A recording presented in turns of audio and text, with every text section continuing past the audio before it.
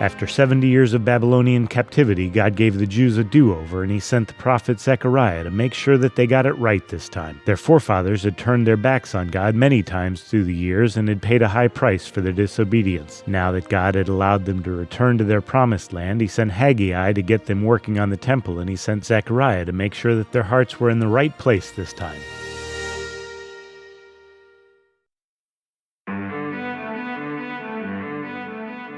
Attitude and motives are very important in worshiping God. The Israelites were making the same mistakes their forefathers made, and if they didn't turn around now, things would turn out just as bad for them. So while Haggai was getting to work on the temple, Zechariah made sure that the Jews didn't make the same mistakes in the temple. Thankfully, they did turn back to God. Zechariah had several visions one night that were intended to make it clear what God expected of them. He had visions of horns, dirty clothes, a tape measure, an eternal flame, olive trees, a flying scroll, a woman in a basket, horses, chariots, and bronze mountains, which together said, "Trust God, love God, worship and obey him, because God is in control." Now that they were back, Zechariah told them that if they worshiped God, he would protect them and they would prosper. Rebuilding the temple was a big deal on its own, but according to Daniel, it also began a countdown to the promised Messiah. After the temple was finished, Zechariah had another set of messianic and apocalyptic visions. His visions about the Messiah included riding on a donkey, 30 pieces of silver, and the fact that he would be from the tribe of Judah. There were also the usual warnings to Israel's neighbors to worship God or face destruction, and prophecies about the end times, the Antichrist, great final battle ending in victory for the followers of God, and a new Jerusalem that included a major change in the topography and geography of the region.